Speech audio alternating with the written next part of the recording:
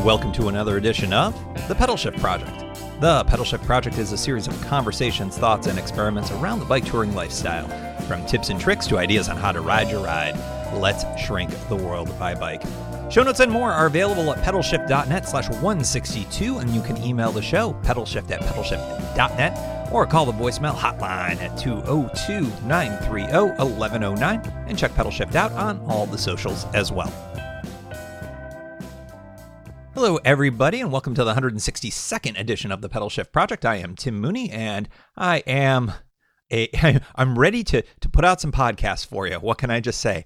Over the last, 3 days, I have basically recorded a ton of shows so that I can have the Pedalshift Project still be available for your listening enjoyment while I am off on my own little bike tour.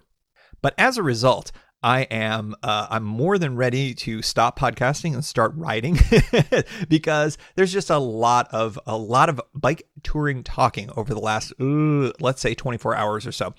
If you are a newsletter subscriber, you will be getting on the 1st of May, which is actually the day that I kick off my tour. You will be getting, hopefully, something in your email box that will lay out the lay of the land on some of the very cool shows that I have coming to you. Well, why don't I just tell you what they are? I've got a beginner series on group dynamics that we recorded last night with Guthrie Straw from the Sprocket podcast, and Steve Martin, who is our victim for this year's beginner series. And that went really, really well. I'm really excited to bring that to you. That'll be coming in the next few weeks. I also chatted with an old friend of mine who has become a major adventurer by bike over the last few years. And she just managed to pull off a trip that I am super jealous of. And that is a bike rafting trip. So we're going to be having that show coming up as well. I think I've got a best of stuck in there, and there's probably something else coming as well. But basically, these are all going to be on the lead up so that I can do a production-free tour, and then I can bring you the ride to the Pedalshift Project as normal, and that'll be Pedalshift Tour Journals Volume 14, which will be starting the week after my return, middle end of May, give or take. So that is sort of the lay of the land. This episode, we are going to be doing kind of a twofer here, kind of a broad brush strokes introduction to preparing to bike tour when you're going to be having a multimodal ride.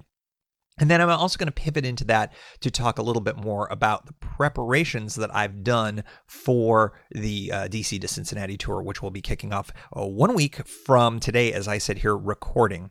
That'll be on May 1st, and that'll be about 2 weeks of riding, which is really, really exciting. I will get to that in a moment, but I think we're going to kick it all off with the journal. We'll just call this one giant journal entry for this episode. The journal is, of course, the section of the show when we talk about tours, your tours and my tours. The first part of this, we're going to talk about just generally, as I mentioned, talking about multimodal bike tours.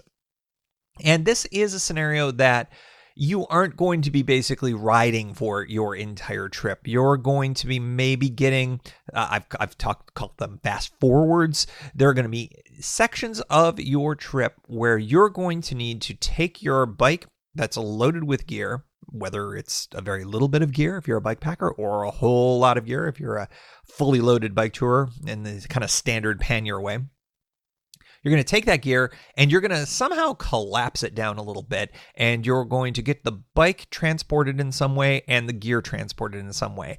In most scenarios for a multimodal shift where you're going on a ferry or a bus or a train or a plane, you're not going to just be able to roll your bike right up and lean it against a railing and lock it up and then walk to your seat. Maybe on some ferries somewhere in the world, but certainly not on the ones that I've been on, and definitely not the case for flying, being on a bus or on a train. So how do you handle that type of a thing? The reason why I'm particularly mindful of this right now is that I've got some transit-oriented fast forwards coming up in my trip that are, I think, things I've done before, but it's got me thinking a little bit more ahead about preparing for these types of multimodal adventures. So there are two different times within your bicycle tour, your ride, whatever it is, that you've got to take into different considerations. One is some kind of multimodal shift when you are in the middle of your ride and you're going to be riding on, or when you're at the end of your ride. This is probably more functional and more likely for the vast majority of listeners. But I do want to throw out the mid-ride stuff as kind of the bulk of this, because I've been a big proponent of fast forwards for a very long time. And I think that these are the types of things that you can do well if you run into a little bit of trouble, if you don't like the section that you're going through, if there's some construction and there's a diversion, all those types of things, and you want to hop on a bus and get around it. These are the types of things that you can think about. So the first consideration when you are in the middle of your ride and you're trying to compress everything down and you're trying to get it so that your bike is in one spot, your gear is in another, what I have found to be useful is getting your gear into one or two hands at most, so you can load the bike onto whatever conveyance is your conveyance. Makes life a lot easier. And that's going to be different depending on the type of conveyance that you've got. If you're on, like I will be, city buses, bus transit with the folding front bike racks, that makes my life a lot easier, I can assure you, because what that does is I've got the gear, maybe sometimes I have it set on the ground, but more often than not, because I'll often have everything slung into one bag over my shoulder, well, I can roll up my bike, I've got both hands free, and I can just put it in that rack, hop on the bus, and I'm gone. I would say having at least one hand free is going to be really necessary. I find when I'm rolling onto train platforms and things like that, I need to have at least one hand to be able to hold onto the handlebars and roll the bike down the train platform. If you are finding that you need to have both of your hands for your gear, rethink how you're compressing it. When I say compressing it, how you're carrying it. Maybe you have 4 panniers, maybe you have 2. But if you've got to use both of your hands for both of those panniers, how are you moving your bike? Because I can assure you, you're not allowed to ride in most of these stations. So think a little bit about how you get compressed down. You want to be able to easily move around with your gear and get into the transportation conveyance, no matter what it is. I like I've mentioned before, I tend to prefer bags that I can throw over my shoulder to give myself both hands. I can grab my wallet, I can pay my fare, or I've got my ticket. I remember on one particular adventure when I was on Amtrak, I was with Bell Star. And so I was really, really mindful of holding onto the bike. Well, you know, I had my ticket in my hand, but it wasn't at a high enough level for this particular ticket taker. And this person was not playing ball with me. I don't know why I bring this up. It just made me angry at the time, because it was just like, come on, can't you see what I'm handling with here? Those are the types of things that you run into. It's why you might want to have an extra free hand. I didn't in that instance, and I found that was difficult to deal with. The most useful example, as I've talked about in the mid-ride situation, isn't necessarily Amtrak. You know, that might be something that you've got. But it is using municipal transit to your advantage when you are in the middle of a trip. I'll use the example for the one that's coming up for me. I've got 2 instances. One where I've decided I would rather fast forward past a tricky and dangerous part of roadways rather than do a really, really long, very, very steep uphill route around the northern part of Pittsburgh. It just didn't appeal to me all that much. It's a very short ride, and I'm certainly making up the miles in other ways. So that's one thing. It's a safety situation when the alternatives, just not that palatable. The second thing that I'm doing is to avoid duplication. When I'm going to be in Ohio, I would be essentially riding the Ohio to Erie Trail's northernmost section all the way up from roughly whatever a straight line from Kent, Ohio is to Cleveland. It's about 35 miles. No big deal, but you duplicate it. That's 70 miles. That's a full day right there. By doing the fast forward, what I'm doing is I'm not duplicating the trail, but I'm still able to say, because I will be, riding the entire thing. I'll be starting off on the beginning point on Lake Erie, and I'll be going all the way to the end of Cincinnati, and doing that bus shaves a day off of my travels. So that ends up working out really well for me. If you're traveling pretty light, unlike what I will be, well, I'll talk more about that in a little bit. awesome. You're already set, because if you're in a bike packing state of mind, or you're just traveling really light, it's a short tour or something like that, it just makes your life a lot easier. Maybe you'll just be in one bag, and it's a bag that you got bungeed to your back rack or your front rack maybe.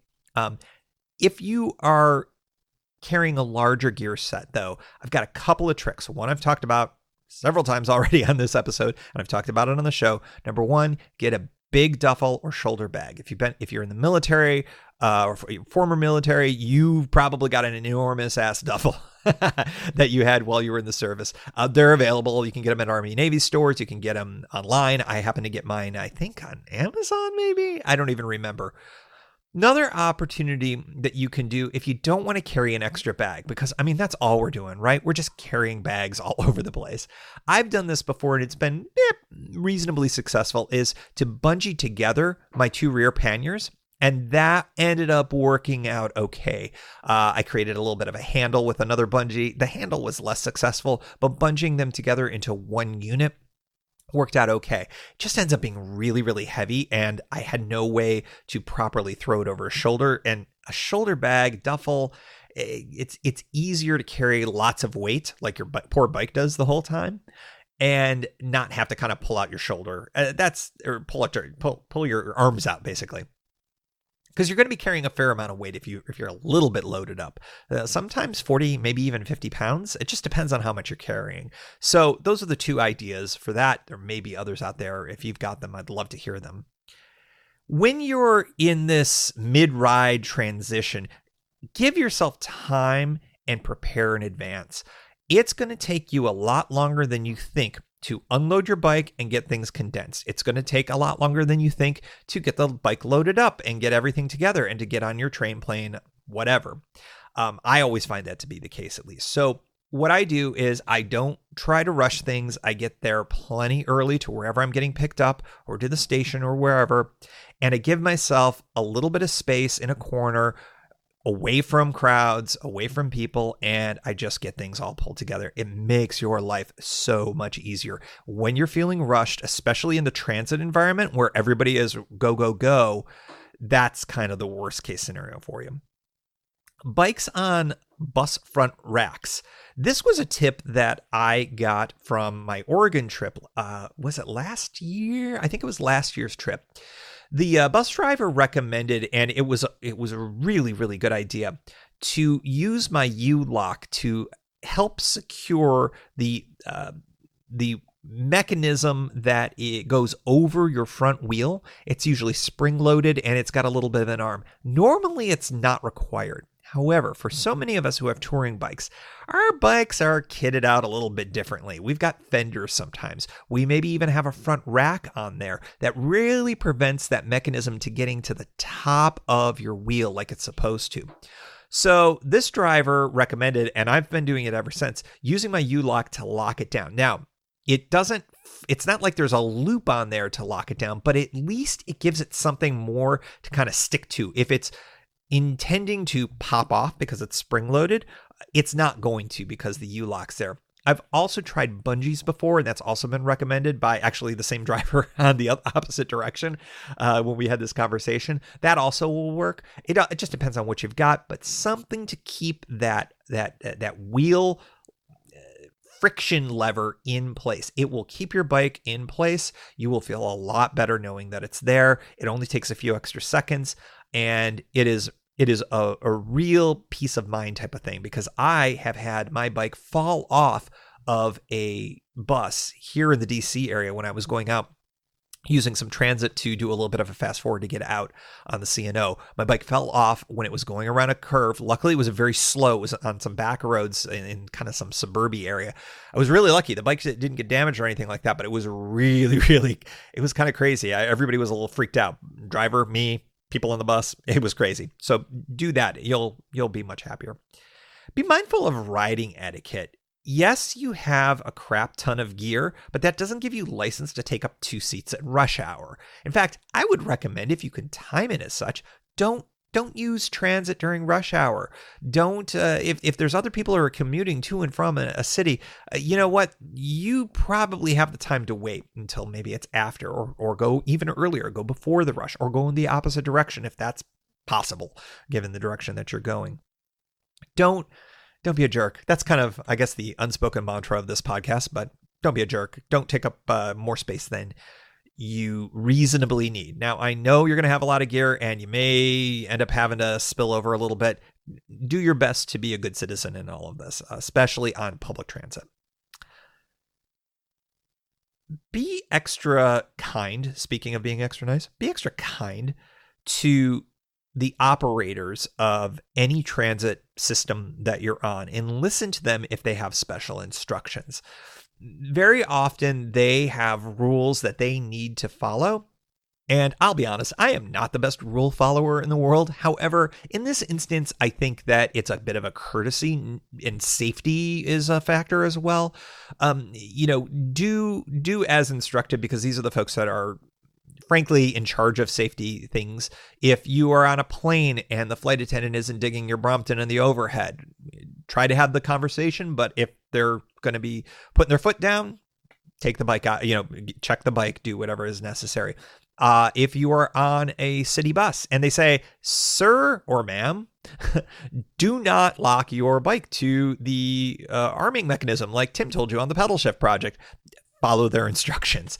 You can say why you're doing it and see if they would relent, because it may not be a big deal, but be cheerful, be nice. They are, after all, doing you a gigantic favor. They're fast forwarding you. So make sure you listen to those operators and follow those instructions.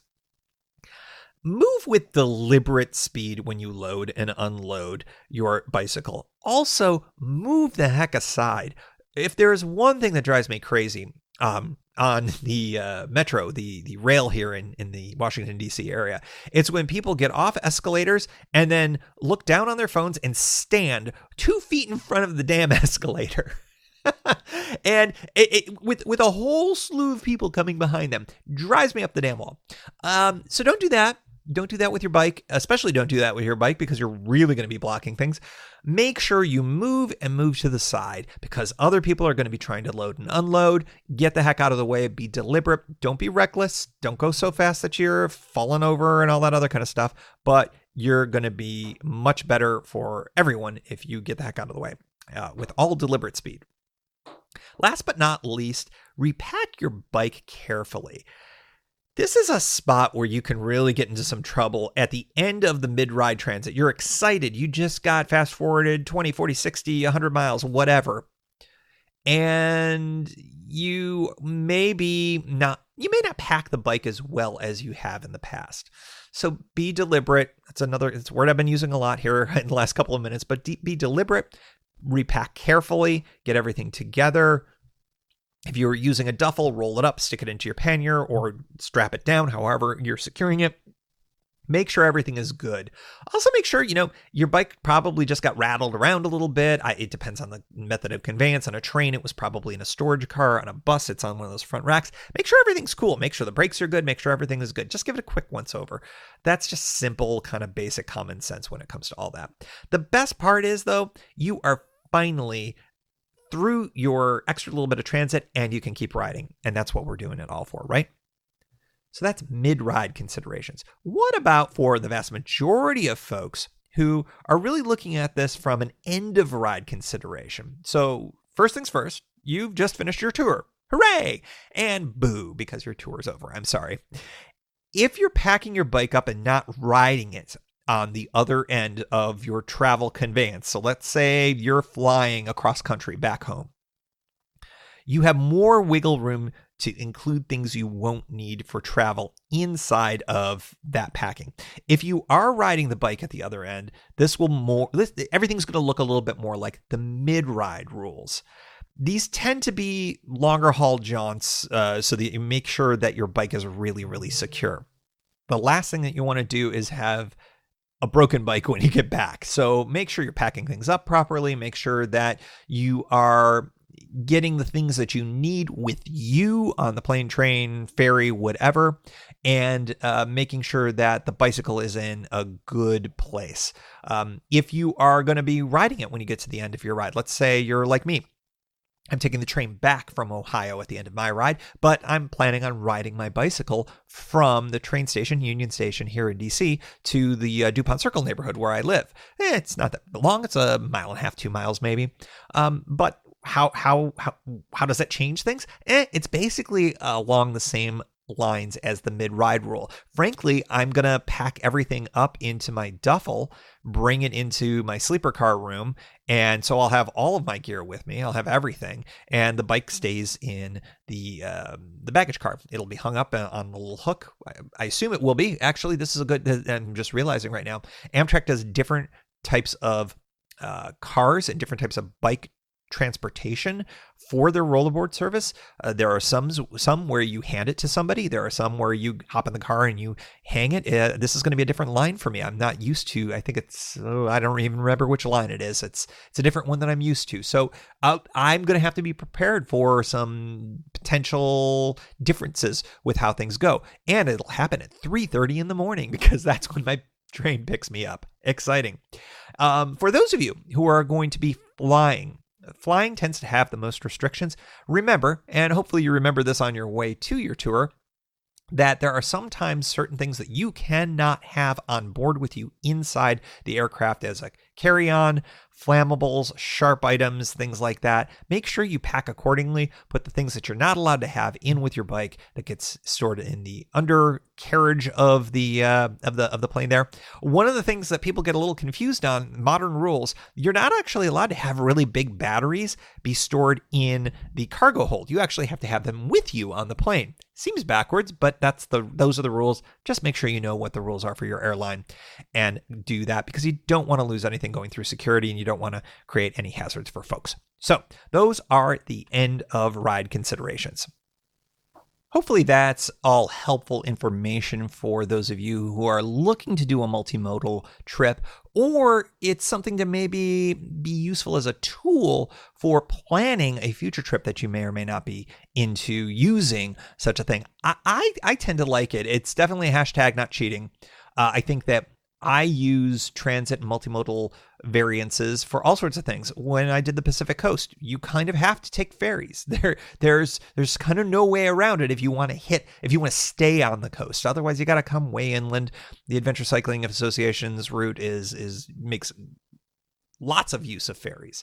So you're going to be using multimodal conveyances here and there just by the nature of the routes. Remember, ride your own ride. If the route is your route, and you want to use a bus, you want to use a train, you want to use some other way to kind of fast forward, that's your ride, that's your prerogative. That gets us into my ride. Volume 14. It's hard to believe this is the 14th tour that I've documented on this podcast, but here we are. I'm getting excited. As with most of my tours, I tend to find that it's 1,000 years away, it's 1,000 months away, and then all of a sudden it's right on top of me. As usual, I managed to end up having a lot of work, it feels like, this week. And luckily, I'm leaving middle of next week, not the beginning of the week. And I'm trying to get all sorts of things kind of packed up and put away for clients that I've got, for the podcast, for all sorts of things. And what it's done is it's left me in a place where I think about this trip at night before I go to sleep a lot, thinking, okay, so how is this day going to go? And how is this? It's my usual planning process. The thing is that there are pieces of this ride, especially in the Ohio sections, that I feel a lot less prepared for than I normally do. Part of it is I don't know what the weather's going to be far enough in advance before I leave. So I'm going to have to make some educated guesses. But also, you know, I know so much of the first part of the ride that I'm kind of ignoring that part. And there are issues with that. There is still that outage on the C&O. And there's lots of little pieces to all of this that I think is going to have a little bit more adventure than maybe I first thought of when I pulled this all together. But I do have to say, I'm really excited. What I really want to do is try to make sure that I get all of my stuff done as much as possible before I leave, because there's nothing worse than leaving on a tour and feeling like you are rushed or there's lots of work that's being done. And I'm trying to prepare all sorts of people in my life, clients, Kimberly, everyone. It's sort of like, all right, this is 2 weeks. I'm available, but not that available. You know, the usual types of thing you do when you go out on tour. But 2 weeks is a long time, and it's the longest I've been away for a while. Means that there's some extra dog care that has to happen. That is going to fall on Kimberly. And so I'm trying to make sure that things are pulled together as much as possible for her before I leave.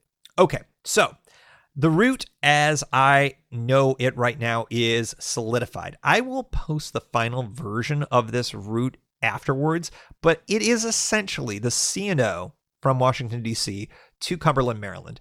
From there, the Great Allegheny Passage to Pittsburgh, Pennsylvania. From there, a road route to roughly, a road route plus a short bus ride through the state of Western Ohio and up to Cleveland, and from Cleveland to Cincinnati on the Ohio to Erie Trail.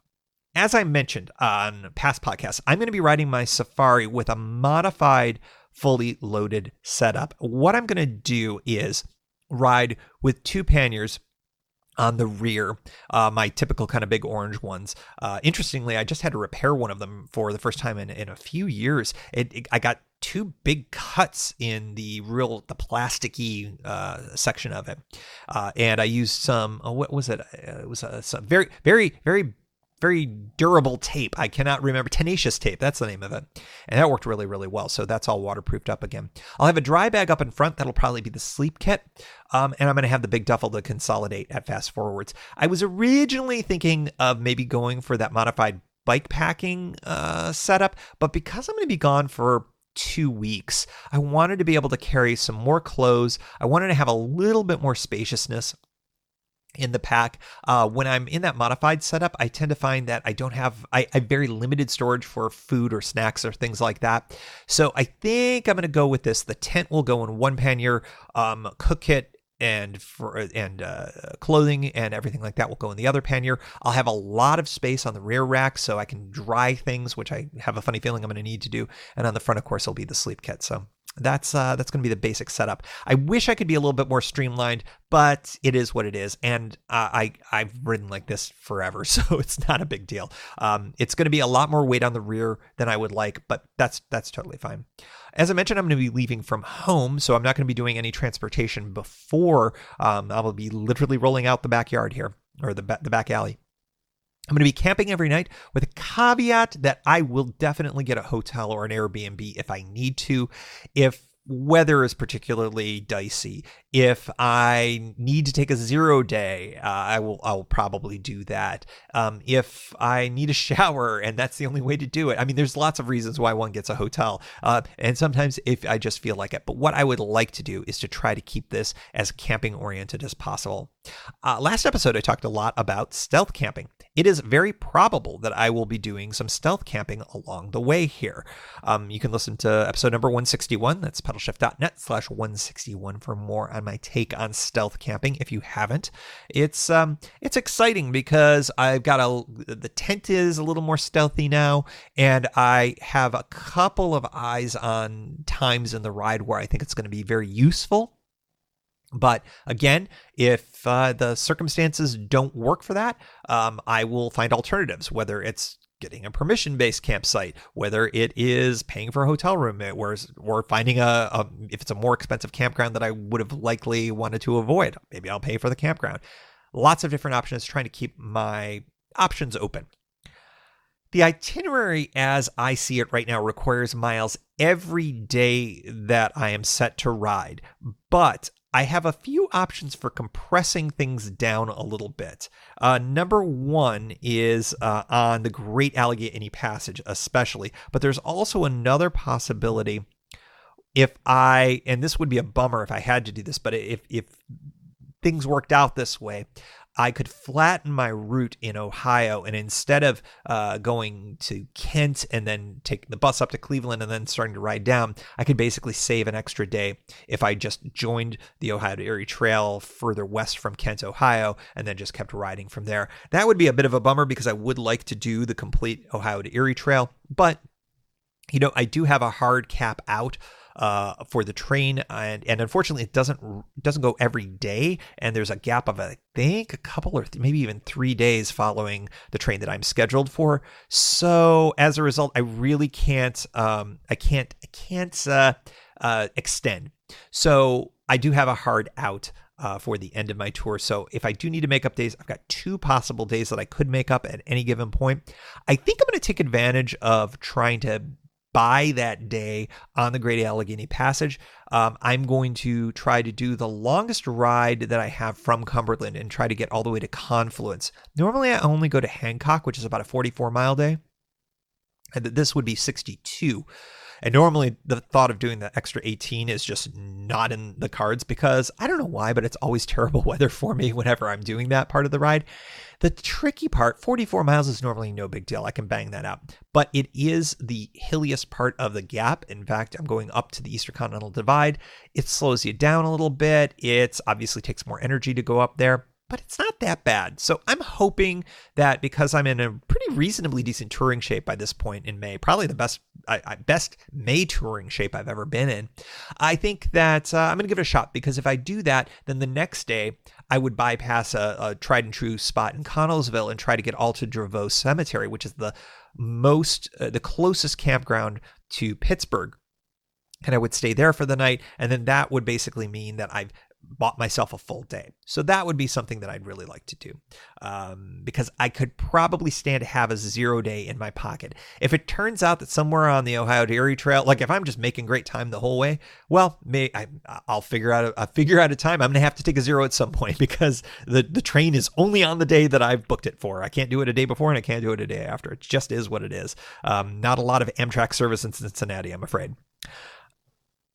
I think it goes without saying why I want to buy and have that 0 in my pocket. Hey, it's unlikely, given my history, that I'll need a 0 with just a 14-day ride. But if I get a mechanical, if there's bad weather, if I get sick, any of those things, it'll be good to have that and know that I'm not going to have to rush or do a 100-mile day or anything along those lines. I would rather have that in my back pocket, and that's why I'll try to do that on the front end. That would be, let's see, I guess the 5th day of the ride would be where that would become an issue. And also, if for some reason I have to take a 0 on the C&O, which I've never had to do, I've got that as a makeup option too. Sidebar, for the 4 entertainment purposes only 10-day forecasts that float out there have been looking like there's a chance of rain early in the ride and every day. Now, it doesn't mean it's going to be raining all day, but there's a chance of rain. So I've got to be prepared for rain every day, just like I always am. This is a nice time of year. The temperatures are probably going to be highs in the 70s Fahrenheit. Sorry, Celsius people. I could do that in my head once upon a time. And lows in the upper 50s Fahrenheit, which is just great camping weather. If it ends up being really wet, that's less fun, but I've got my rain gear and I can just make do. We'll just see how that all goes. As we get closer to the 7-day and then really the 3-day forecast, that's when things are a little bit more locked in and I'll know exactly what I have in store for at least the beginning part of the tour. Ohio looks to be a touch cooler than Pennsylvania and Maryland. That's fine. I think I'll be okay either way. I don't think that I'll have to bring any real warm weather gear, cold weather gear for that. I'd mentioned the planned fast forwards in the first section, so I won't go into that. They're minimal distances. They're less than 20 miles each. They're for safety. They're for avoiding duplicative riding. I covered that in the first half of the show. I feel very much at ease with these. I think that they make a lot of sense. And as a result, those 2 things, I'm still doing the full C&O, the full gap, and the full Ohio to Erie Trail if the ride goes as planned. So that's great. I don't rule out the possibility of using other fast forwards, however, if they would enhance my ride in some way. I think I mentioned earlier in this segment that the outage that is at mile marker 52 on the C&O is still, an outage.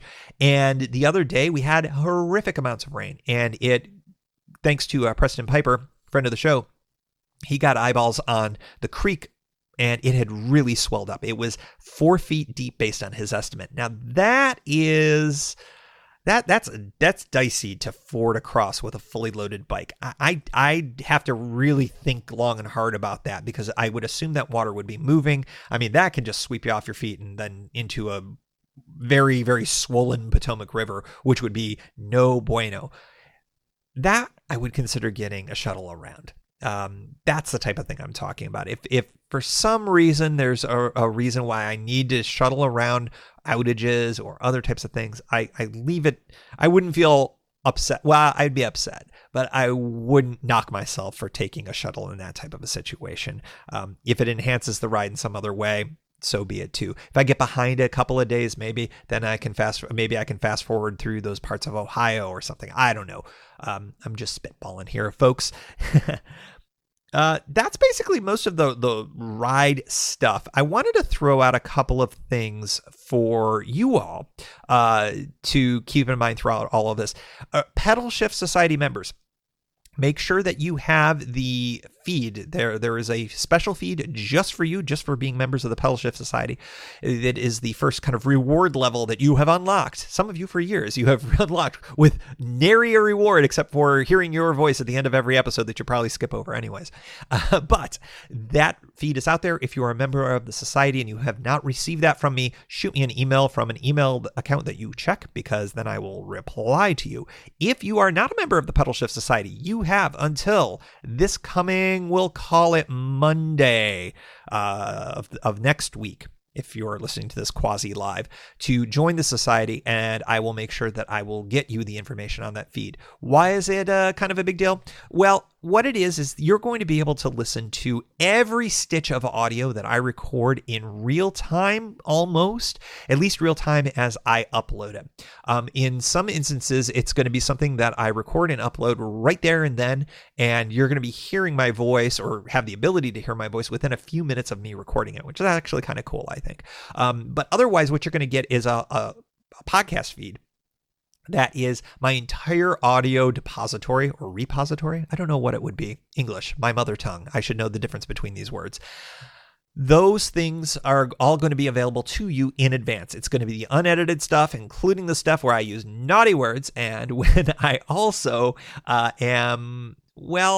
stuff that sometimes makes it to the cutting room floor. Some of it's very interesting, but it doesn't always make it into the eventual podcast that comes out in the next few weeks. So I think it's going to be kind of fun. I hope you all enjoy that. I think it'll be good to allow you to follow along on the ride. You can pair that up with social media. So if you're not a member of Pedalshift Society and don't intend to become for this ride, no worries, no big deal. All of this audio, well, at least some of the audio, an edited, cooled down version of that audio, will end up being in the main podcast feed. You can follow along just like everybody else on the social medias. I'll be taking video. I'll be taking photos along the way. So check out Instagram especially, but it'll probably also filter its way to Facebook and Twitter as well. Hey, are you in Cincinnati, and are you available the evening of May 14th? I'm not talking super late here. I have to be the night owl. I have to stay up till 3:30 in the morning on the 14th and early morning of the 15th. But if you are in Cincinnati and want to do a meetup, pedalshift.net/Cinci. Folks, this is a midweek evening meetup. I had zero expectations of anybody being able to make such a thing. But if you are that person, I would hang out with anybody. So come on down to Cincinnati. Maybe we'll go to that Reds Cubs game, I think it is. Or maybe we'll just have a couple of beers while I wait for my train. That would be May 14th. You can let me know all about your interest. Pedalshift.net/CINCI, Cinci. Do you live along the C&O Gap or the Ohio to Erie Trail? Some of you have already reached out to me for this. I am not going to be able to say hello to everybody on the route. I'm really wowed by Ohio people. I mean, Ohioans, I think it's Ohioans. You are super awesome. And I've gotten a bunch of different offers to stay the night or whatever. I'm not going to be able to do that for everyone, but for those of you that it does make sense where I can kind of say hello, I would love to be able to do that. So feel free to reach out. The worst I can do is say, I'm kind of 50 miles away from you, dude. So I very appreciate local tips at the very least. So if you have ridden the Ohio to Erie Trail and you know, there's a really good campground that's only a mile off but doesn't make a lot of lists, or you, and I really would like to know this, know of some breweries that are along the way, or a great places to eat, places that you absolutely think I should go on, especially you Ohio to Erie Trail folks. I feel like I've done this on the Gap and the C&O enough that I kind of have my spots already picked out, but there might be some new things. So feel free to reach out and let me know at pedalshift@pedalshift.net. But Ohio folks especially, this is my first time riding a bicycle in Ohio, so I'm very much reliant on the goodwill of the listener base for letting me know about what's good right along the trail. I tend not to, and I do not have a ton of time to substantially deviate from the trail. So unless something is within a reasonable few miles of the trail, I probably won't go check it out. Canton, Ohio, Football Hall of Fame, probably not going to go. Been there when I was a kid. It's probably different now. In any event, I'm super excited about this trip. Follow along on social media. It's starting next week. Again, Pedalshift Society members, you get the special extra feed. If you're not a member of the society, go to pedalshift.net/society. You can do it for $1 a month. You can do it for one-time stuff. There's all sorts of different levels. And I would be really, really appreciative of that because I would love to have more people get this bonus feed. And as always, we like to close out the show with a special shout out to the Pedalshift Society. Because of support from listeners like you, Pedalshift is a weekly bicycle touring podcast with a global community expanding into live shows, meetups, and tour journals, including the brand new Tour Journals Plus feed coming for the DC to Cincinnati ride. If you like what you hear, you can support the show for $5, $2, or even $1 a month. And there's one-shot and annual options if you're not into the small monthly thing. Check it all out at pedalshift.net/society. On to the society. Kimberly Wilson, Caleb Jenkinson, Cameron Lane, Andrew McGregor, Michael Hart, Keith Nagel, Brock Dittis, Thomas Skadow, Marco Lowe, Terrence Manson, Harry Telgadis, Chris Barron, Mark Van Ram, Brad Hipwell, Stuart Buchan, Todd Stutz, Mr. T, Roxy Arning, Stephen Dickerson, Vince LaGreco, Paul Culbertson, Scott Culbertson, Cody Florchinger, Tom Beninati, Greg Braithwaite, Sandy Pizzio, Richard Patch, Jeff Muster, Seth Pollock, Dave Roll, Joseph Quinn, Susan Brewster, Drew Porter, Byron Patterson, Joaquin Robert, Ray Jackson, Jeff Fry, Kenny Mikey, Lisa Hart, John Denkler, Steve Hankel, Miguel Quinones, Alejandro Aviles Reyes, Keith Spangler, Greg Towner, Dan Gebhardt, Jody Zeranin, Lucas Barwick, Michael Baker, Brian Bechtel, Reinhard Vigel, and new to the society, Connie Moore, and thanks also to all past and anonymous contributors for helping to make this show happen. Thank you for joining. You can find Pedalshift at pedalshift.net for more great bicycle touring content. You can hear the Pedalshift project through Apple Podcasts or your favorite podcast app. Opening music courtesy of Jason Kent off his self-titled album. The track is called America.